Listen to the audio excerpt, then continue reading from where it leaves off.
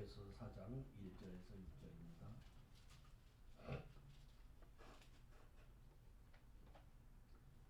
한 목소리로 함께 6절까지 같이 합독하겠습니다. 시작. 그러므로 주 안에서 같이 내가 너희를 권하노니 너희가 부르심을 받으니 합당하게 하여 모든 겸손과 온유하고 오래 참고 사랑 가운데서 서로 용납하고 평안의 맹주로 성령이 하나 되게 하신 것을 힘써 지키라. 몸이 하나요 성령으로 한 분이시니 이와 같이 너희가 부르심의 한 소망 안에서 부르심을 받았느니라. 주도 한 분이시요 믿음도 하나요 세례도 하나요 하나님도 한 분이시니 곧 만유의 아버지시라. 만유에 계시고 만유를 통일하시고 만유 가운데 계시도다. 아멘. 할렐루야. 아멘. 반갑습니다. 찬송 인도도 하고 계속 설교까지 하니까 제가 만능이 아닌데 하나님이 힘 주셔야 됩니다. 제가 찬송 인도를 하다 보면 찬송 인도가 아니라 제가 은혜를 받기 때문에 감사해요. 한번 오늘 제목을 같이 읽겠습니다. 성령이 하나 되게 하신 것을 힘써 지키라. 우리 인간은 에덴 동산으로부터 죄로 인해서 과거에도 현재도 그리고 앞으로 미래에도 진정한 하나됨보다는 분열의 역사를 지속하였고 또 이어왔고 또 앞으로도 그럴 것이다 라는 데 이견이 없을 것 같습니다. 개인도 그렇고 가정들도 봐도 그렇고 교회도 예외는 아닌 것 같습니다. 나라들 보면은 끊임없이 국지전이 지금도 일어나고 있고 갈등과 전쟁과 분열들이 일어나는 걸 보게 됩니다. 그래서 우리는 하나됨의 모습이 정말 중요하고 얼마나 가치 있는 것인지 우리가 다 인지는 하고 있지만 지금 말세 지마를 표현을 그렇게 합니다. 말세의 지마를 살아가는 저희들에게 이러한 인지를 하고 살아간다는 것은 영적인 사람들에게 굉장히 중요한 것 같습니다. 하나가 된다는 것. 여러분 가족도 2명, 때로는 어떤 가정 3명, 더 이상 4, 5, 옛날에는 더 많았죠. 식구들이. 의견이 하나 된다는 것이 쉽지 않더라고요. 그렇죠? 애들도 요즘 애들은 어디 식당에 가면 나는 햄버거 먹을래, 나는 피자 먹을래. 의견이 각각 분분하다고 그래요. 그 통합시키기가 쉽지가 않다고 그럽니다. 뭐 실례로 그렇지만 거창한 주제를 가지고도 그러겠죠. 근데 하나가 된다는 것이 뭡니까? 본질적인 뜻은 성장한다는 그런 뜻이 있습니다. 하나가 된다는 것은 좀 성숙이라는 말과 가깝고 성장해 간다는 말과 같습니다. 성숙해진다. 교회가 부흥했다. 그럼 교회가 부흥했다. 그럼 단순히 부흥만을 단어로만 해석을 하면 조금 빈약하죠. 어떻게 생각하십니까? 어떤 사람이 키만 컸다. 키 크고 속었다. 이런 말도 있잖아요. 여기 키 큰 분이 없기 때문에 죄송한데 저도 키가 작으긴 하는데 뭔가 내실이 있고 뭔가 속이 꽉 차 있는 인격적인 하나님 말씀으로 뭔가 진리로 꽉 차 있는 이런 성숙된 모습, 성장한 모습 이런 분들, 이런 사람들이 많이 모이는 곳일수록 끈끈한 뭔가 하나 되는 줄 믿습니다. 그래서 좀 더 구체적으로 알 수 있게 표현하면은 다양성을 인정하기 시작한다는 거예요. 잘못된 다양성 말고요. 여기서는 조금 더 해석이 필요한데 일단 쉽게 표현하자면 상대방을 일단 존중하는. 예를 들어서 학자, 그래서 저 사람은 기독교 윤리학을 전공을 했어요. 저분은 성경학을 전공을 했어요. 저는 조신학을 전공을 했어요. 저는 문학을 전공했어요. 저분은. 그러면 그 분야에 대해서 서로 존중해주는 이런 게 좋잖아요. 멋있잖아요. 그게 성숙한 모습이잖아요. 그런데 나도 그거 다 알고 있어. 그러면 굉장한 이건 갭이 오기 시작하는 거죠. 갈등이 오는 거죠. 그리고 트러블이 오는 거죠. 사람은 누구에게나 태어날 때부터 존귀한 하나님의 형상으로 태어난다는 사실을 알고 있습니다. 그 토대 위에 하나님의 형상이라는 그 토대 위에 우리는 물론 죄를 지었지만 하나님을 믿고 회개하며 주님의 백성으로 다시 리턴해서 구원받은 백성으로 살아가는 존재이기 때문입니다. 누구나 다 하나님 앞에 죄인들이죠. 그래서 우리는 한계성이 있다. 저도 한계성을 가지고 있고 여러분도 다 나름대로 한계성이 있습니다. 만능은 없는 것 같습니다. 인간이라는 자체가 벌써 한계성이 있는 거죠. 더군다나 죽음이라는 마지막 파이널 지점에서는요, 인간은 뭐 성공이냐 실패냐 빈부 귀천 남녀노소 거의 따질 수가 없어요. 거기에서는 노코멘트예요. 누구나 다 그야말로 하나님 앞에 평등한 존재가 될 수밖에 없는 거기서 우리는 인간이구나. 아, 이것이 한계구나. 라는 것을 느낀다는 겁니다. 그렇기 때문에 신앙생활들도 우리가 이렇게 생각할 수가 있습니다. 오늘 사도 바울이 에베소 교회를 향하여 마치 가정을 세우듯이 본문 앞장에서 가족과 같은 교회 구성원들에게 사랑으로 권면하는 말씀을 보게 됩니다. 사도 바울이 대사도지만 이렇게 서신서에 보면은 마치 가정, 어린아이를 생명들을 다루듯이 성도 한 사람 한 사람을 마치 유리잔 다루듯이 고려자기 다루듯이 깨질까 자칫 잘못하면 내가 말을 잘못해서 깨질까 아니면 신앙에 손상이 올까 이런 모습으로 아비와 같은 마음으로 다루는 것을 보게 됩니다. 할렐루야. 여러분 지도자가 된다는 것, 영적 리더가 된다는 것은 굉장히 중요한 겁니다. 그래서 이 에베소 교인들을 향해서 마치 가정을 끌어안고 케어하는 것처럼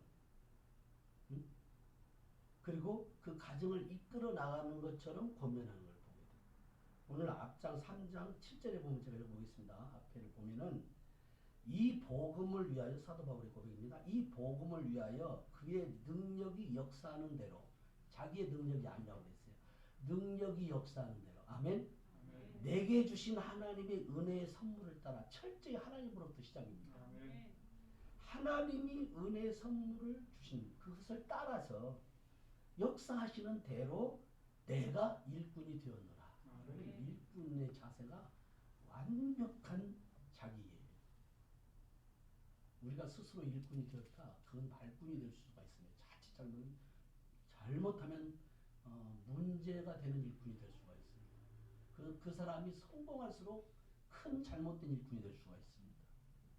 그런데 철저하게 자기 비하 하나님 앞에서 하나님으로부터 아멘 하나님의 은혜의 선물을 따라 내가 일꾼이 되었노라. 아멘. 8절에 모든 성도 중에 지극히 작은 자보다 더 작은 나에게 저는 이 말씀에 너무 은혜가 됐어요. 다시 읽겠습니다. 모든 성도 중에 자기는 성도라고 해요. 모든 성도 중에 작은 자보다 더 작은 나. 야, 이 나라는 말이 확 은혜가 와야 돼요. 아멘. 아멘. 나. 아멘. 오늘 내가 은혜를 받아야 돼요. 더 작은 나. 이 사도 바울의 이 권면은 그냥 훈계가 아닌 거예요. 여러분 사랑과 훈계는 다를 수가 있어요. 가끔 군인 출신들 뭐 계급 군에서 막 계급으로 명령하듯이 하다가 가정이 와서도 마치 계급사에 명령하듯이 애들을 그렇게 키우면 안 되잖아요. 여러분 옛날에 사운드 오브 뮤직 영화 보셨습니까? 그 주인공이 돌아가셨어요. 그 여자 주인공이 거기 보면은 그 전에 그 남편이 그 군인 대령 출신이잖아요. 막 가정에서도 군대식으로 해. 마누라가 먼저 세상 떴는데 막 군대식으로 하는 거예요. 애들을 교육을. 호각 탁 들면 딱 맞서 써야 되고 두 번 보면 막 정리 붙여야 되고. 야, 그 영화 보면 와 이건 완전 가정이 아니라 이거 군대다. 근데 새로운 가정 누가 들어와서 완전히 사랑으로 녹이잖아요. 교육하잖아요. 옛날 영화예요. 그런데 그야말로 센세이션을 일으킨 영화인데, 자, 사랑이라는 게 그렇게 중요한 거예요. 가정은, 교회는 하나님의 사랑으로부터 권면이 시작되고, 하나님의 사랑으로부터 가르침이 시작되고, 하나님의 사랑으로부터 나눔, 쉐어링이 되는, 그게 은혜죠. 옛날에는 우리 초창기 개척 80년대 교회 부흥 시절에는 지금도 그게 먹혀 들어갈 수 있지만 카리스마적인 리더가 정말 교회를 부흥시키고 그런 시절들이 있었어요. 그래서 가끔 강대상에서도 욕을 한 번씩 빡빡 해야 교인들이 그것도 아멘 하고 기도원에서 그런 시절이 있었어요. 근데 그런 시절은 지금 안 통해요. 그때는 또 통할 수도 있어요. 그게 또 은혜예요. 은혜와는 또 그런 게 있었어요. 그때가 또 그래도 또 좋았던 것 같은 느낌도 있고, 그래도 진짜 순수하게 받아들였던 성도들의 모습이 깨끗하잖아요. 지금은 그랬다가는 그냥 인터넷으로 몰매 받는 거예요. 말폭탄, 문자폭탄 받는 시대입니다. 자, 사도 바울은 정말 나는 모든 성도 중에 지극히 작은 자보다 더 작은 나. 이 은혜를 주신 것은 측량할 수 없는 그리스도의 풍성함을 이방인에게 전하게 하시고 영원부터 만물을 창조하신 하나님 속에 감추었던 비밀의 경륜이 어떠한 것을 드러내게 하려 하심이라. 자신을 모든 성도 중에 지극히 작은 자보다 더 작은 자라고 자신을 소개합니다. 한마디로 뭐예요? 오늘 말씀과 연결되는데 겸손입니다. 만들어낸 겸손, 조작한 겸손도 아니고 어디서 책에서 배워서 짜집기 한 겸손도 아니고 담의 세계에서 예수님을 만난 정말 인격적으로 주님을 대면해서 만난 변화된 깨트려진 자의 겸손인 줄 믿습니다. 복음으로 인하여 예수 그리스도로 인하여 겸손하고 온유해진 것입니다. 이것은 사도 바울의 진정한 자기 정체성의 표현이기도 합니다. 그리스도를 주로 고백하며 주님을 인격적으로 만나고 사랑하는 자의 올바른 신앙 고백, 삶의 고백이 아닐 수가 없어요. 그렇기 때문에 겸손한 마음을 가지고 사도 바울은 복음으로 인하여 갇힌 자신을 부끄럽게 생각하지 않습니다. 복음을 전하다 갇혔어요. 옥에도 많이 갇혔지만 매도 많이 맞고 창피도 많이. 루스드라에서는 그냥 상 밖에 던져버리면 다시 털털 틀고 일어나가니까 또 복음. 빨리도 회복돼요. 참 하나님의 은혜죠. 그러니까 하나님이 쓰시는 사람은 그냥 7전 8기예요. 넘어졌다 다시 일어나고 넘어졌다 다시 일어나고. 자기 힘으로 일어나는 것이 아니죠.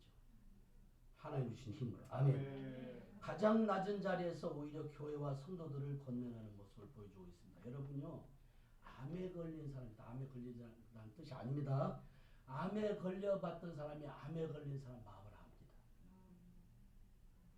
암에 걸리지 않은 사람이 아무리 암 얘기를 해봤지 의사가 물론 의사가 환자 언더스태 입장에서 언더스태하고 얘기를 하지만 의사가 쌩쌩한 암에 걸려보지 않은 의사가 말하는 어느 정도 의사의 그 말을 존중하지만 사실 케어가 되고 위로가 되고 치료가 되는 언어는 정말 동질의식을 느끼는 사람이 나도 그걸 걸렸어.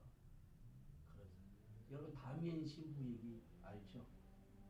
다미엔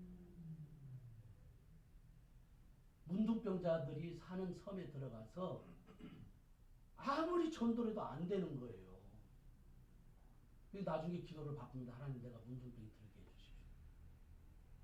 저 사람들과 친구가 되려면 하나님 내가 문둥병이 걸려야 됩니다. 문둥병이 진짜 걸려요. 그때서 그들이 마음을 열고 주님 앞에 다 돌아오게 돼요. 가장 반대했던 자가 먼저 돌아와요. 그 다음에 그 섬의 모든 사람들이 다 그리스도 앞에 돌아와요. 할렐루야. 언더스탠드. 가장 낮은 자리에서, 가장 낮은 자리에서 그리스도의 심장으로, 그리스도의 마음으로, 그리스도의 영성으로, 그리스도의 그 사랑으로 다가갈 때 그들에게 마음이 확장됩니다. 이분이 바로 예수 그리스도. 이분 속에 예수 그리스도가 살아계십니다. 아, 저분을 보니까 예수님을 보는 거예요. 그 속에 예수 형상이 들어있는 거예요. 오늘 1절에 보면 너희가 부르심을 받은 일에 합당하게 행하여, 이제 자신에서 본면으로 나가죠. 나부터 바울처럼 자신부터 주님으로부터 부르심을 받았는데 합당하게 행해야 된다. 복음에 합당하게 행해야 된다. 교회도 마찬가지예요. 그 부르심을 그에 걸맞게 맞는 우리 행동 거지가 요구되는 겁니다. 누가 불렀느냐? 여러분 누가 불렀습니까? 빨리 대답하세요. 하나님이 부르셨습니다. 왕이 부르셨습니다. 아멘.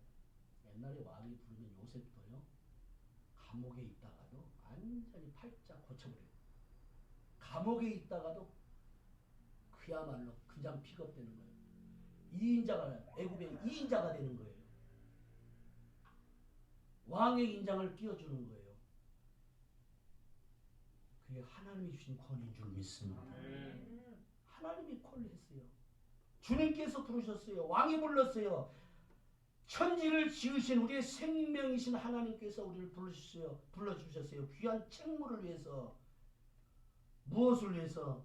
생명을 구하는 일을 우리에게 맡기기 위해서. 그것은 세상에서 복음 선포와 그에 따르는 부르신 자의 신실한 종으로 다양한 책임적 삶을 요구하시기 위해서. 따라서 합당하게 행하는 것입니다. 합당하게 행하는 것입니다. 쉽지 않은 말인데요. 그럼 제가 구체적으로 얘기하겠습니다. 목사는 목사다워야 됩니다. 아멘. 장로님은 장로님다워야 됩니다. 아멘. 집사님은 집사님다워야 됩니다. 아멘. 쉽지 않은 문제예요. 직분자는 직분자다워야 합니다. 교인은 교인다워야 되고, 성도는 성도다워야 되고, 그리스도인들은 그리스도인다워야 됩니다. 아멘. 믿는 자들은 많다고 하는데 프로테주로 볼 때 결과적인 것으로는 궁색함이 있지 않는가. 사도 바울은 이것을 가리켜서 너희는 그리스도의 편지라고 얘기를 합니다. 자, 목사는 목사답고, 장로는 장로답고, 교인은 교인답고, 성도는 성도답고, 그리스도는 그리스도답고, 이 모든 것은 너희는 그리스도의, 세상의 그리스도의 편지다. 우리는 세상에서 그리스도의 편지입니다. 이 세상을 아름답게 하고 새롭게 하며 향기나게 하는 편지들입니다. 편지 얘기가 나왔으니까요. 요즘은 뭐 인터넷으로 그냥 뭐 타이핑을 해가지고 보내지만, 여러분 손글씨 편지가 그리워지는 세상입니다. 그죠? 그런데 손글씨가 사람에게 감동을 줄 수가 있어요. 그죠? 지금 이 시대에. 물론 귀에 사인만 해도 되죠. 지금은 바쁘니까. 사인도 자기 사인도 안 하고, 사인도 그냥 타이핑을 하는 것보다도 사인에다가 정성을 다해서 자기 이름을 한다면 뭔가 영향력이 있겠죠. 근데 손편지, 거기에 사랑이 묻어있고, 거기에 정성이 묻어있고, 거기에 감동이 묻어있고, 그리고 정말 위하는 거기 내용이 묻어있고, 그렇다면 그 향이라는 편지가 아니겠습니까? 할렐루야. 오늘 사도 바울이, 오늘 예수님이 사도 바울에게 준 편지들이 그런 편지인 줄 믿습니다. 오늘 성경의 이 편지들이 눈물의 편지인 줄 믿습니다. 우리는 그냥 감동 없이 읽지만 성령께서 조명해 주신다면 눈물 없이는 읽을 수가 없는 줄로 믿습니다. 그것이 뭐냐면 몇 가지 제시를 해요. 오늘 2절에 모든 겸손과 온유로 하고, 오래 참므로 사랑 가운데서 용납하고. 오늘 이 시대가 정말 이 메시지가 필요한 시대인 줄로 믿어요. 저는 온유가 필요하고, 겸손이 필요하고, 오래 참음이 필요하고 용납하는 것이 필요합니다. 지금 정치도요. 저도 헷갈리더라고요. 요즘은. 전에는 저도 좀 정의파에 들어갔거든요. 요즘은 어떤 게 정의인지 잘 모르겠더라고요.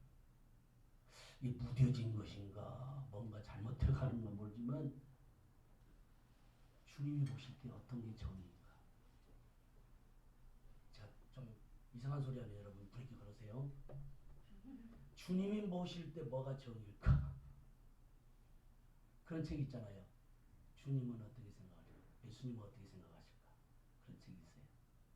제가 목사 안수 받았다니까 저를 사랑하는 기장층 목사님이 계세요. 그 목사님이 저한테 그 책을 선물해요. 그 책에 보면 어느 신문사의 편집장인데 같은 어떤 사건을 가지고 보고 이걸 어떻게 쓸 것인가 제대로 쓰면 자기 목이 달아나요. 편집장 날아가요. 자기 생명줄, 밥줄이 날아가는 속도 말해 밥줄이 날아가는 거예요. 근데 물어봐요. 주님이라면 어떻게 하셨을까? 굉장히 쉽지 않은 문제예요. 그죠? 그래요.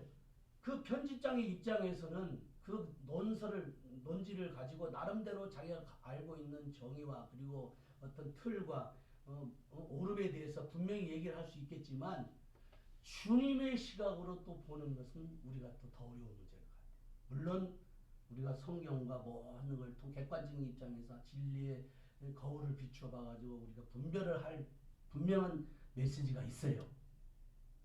그건 나중에 결론은 땅땅땅 무엇이 옳았다 그랬다는 주님만이 알고 계시겠지만 우리 행함에 대해서 할렐루야. 그러나 오늘 고민하고 우리가 고민할 수 있는 건 있겠지만 그러나 때로는 이런 갈등이 있다는 거죠. 주님께서 생각할 때는 이것이 어떨까? 이런 겸손이 필요하고 이런 온유도 필요하고 이런 오래 참음도 필요하고 이런 사랑도 필요하고 이런 용납도 필요할 것이다. 믿습니다. 왜?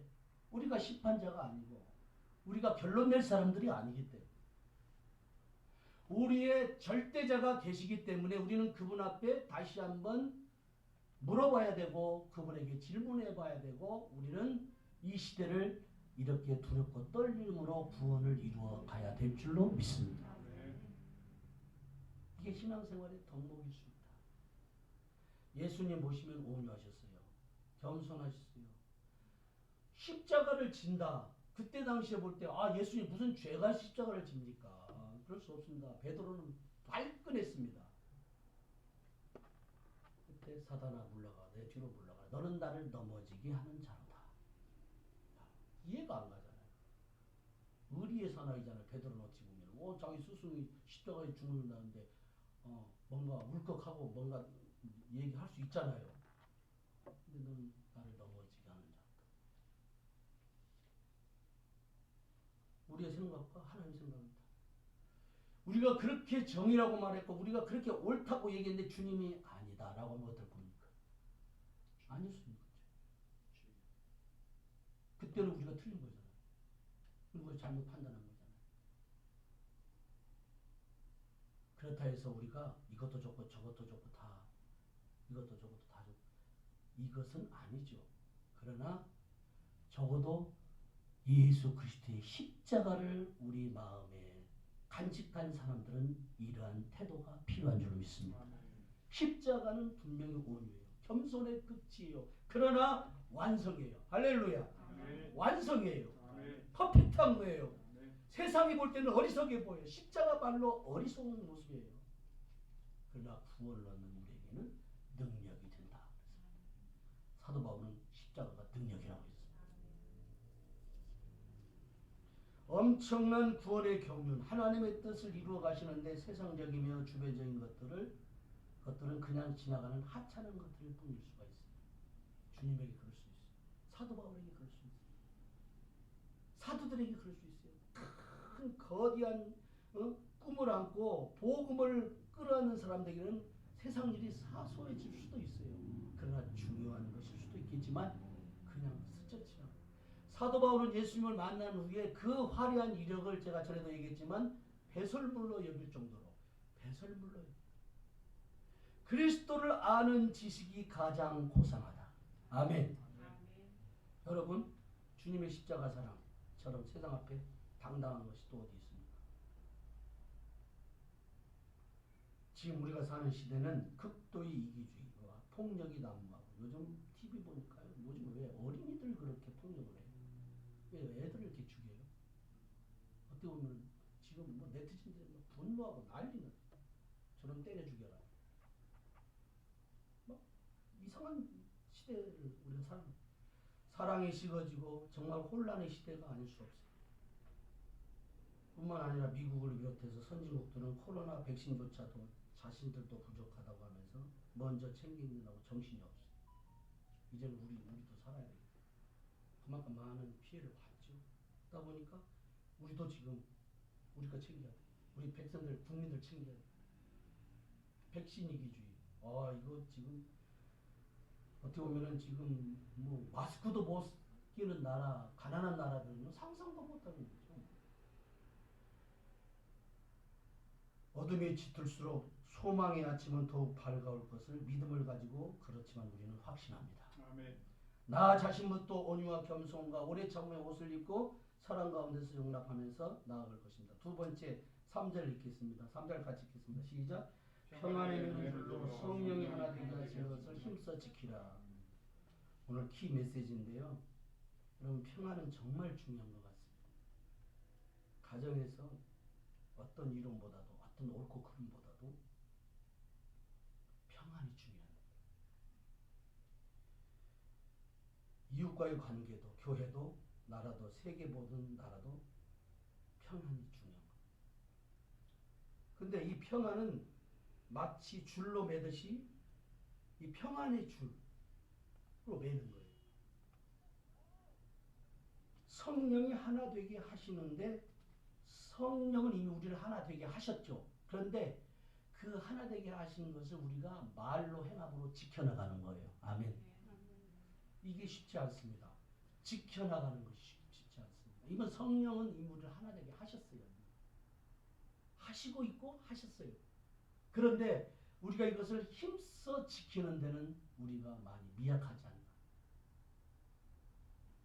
죄와 마귀는 개인과 사람들을 스스로 분쟁하고 분열하게 만듭니다. 디아볼로스 분열시키고 쪼개는 거예요. 계속 분열시키고 가정과 이웃과 교회와 공동체와 나라를 파괴시키고 거짓과 모략과 온갖 우상과 탐욕들로 분열시킵니다. 마귀의 계략은 분열입니다. 요즘은요 인터넷도 어떤 것이 옳은 것인지 언론도 어떤 것이 맞는 것인지 헷갈려요. 이게 맞는 출처가 맞는 메시지인지 시작이 어디서부터 시작된지 이걸 신뢰를 못하는 거예요. 여러분 어떻게 생각하십니까? 그런 시대를 우리가 살고 있는 것 같아요. 전에는 어느 정도 그런 부분에서는 고민 안 했어요. 그나마 공영방송에서는 어느 정도 그런 부분에 대해서는 우리가 예민하기 때문에 국민들이 불꽃 같은 눈으로 보고 있기 때문에 함부로 못하겠지만 요즘 인터넷 방송 여러 가지 뭐가 옳은지 이쪽이 옳은지 저게 옳은지 출처가 팩트가 뭔지 헷갈리는 시대예요. 그런데 그 속에 뭐가 분열이 있고 거기에 상처가 있고 거기에 폭력이 있고 나눔이 있고 4절 몸이 하나요 성령도 한 분이시니 이와 같이 너희가 부르심의 한 소망 안에서 부르심을 받았느니라. 아멘. 5절 6절 주도 한 분이시요 믿음도 하나요 세례도 하나요 하나님도 한 분이시니 곧 만유의 아버지시라 만유에 계시고 만유를 통일하시고 만유 가운데 계시도다. 오늘 15절에 같이 한번 읽겠습니다. 하나님이 우리에게 그러면 지킴으로 인해서 힘써 지킴으로 인해서 원하시는 것이 뭔가 15절 같이 읽겠습니다. 시작. 오직 사랑 안에서 참된 것을 하여 범사에 그에까지 자랄지라 그는 머리니 곧 그리스도시라. 제가 서두에 성숙이라는 말을 했습니다. 성장이라는 말을 했습니다.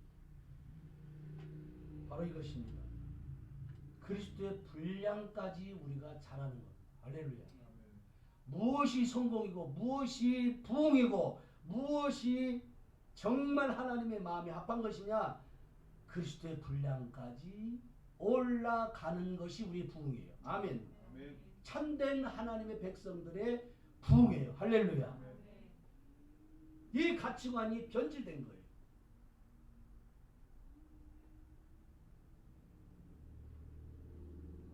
그래서 획일화되고 잘못된 시각으로 많이 쇠뇌가 된 거예요. 세상적인 가치관이 성경의 가치관보다 더 위에 올라와 있는 거예요. 어른 노릇, 주인 노릇 행사하고 있는 거예요. 사람들에게는 누구나 강점이 있습니다. 반면에 약점이 있습니다. 성경도 이걸 인정합니다. 우리가 다 부족하기 때문에 그리스도의 분량까지 서로 지체가 되어서 아멘. 서로 지체가 되어서 함께 더불어 자라가는 거. 할렐루야. 어떤 성도님들은 그야말로 섬김의 전공이 있습니다. 아니 섬기는 일은 나는 서울 정도 섬김을 잘 하시는 분들이 있어요.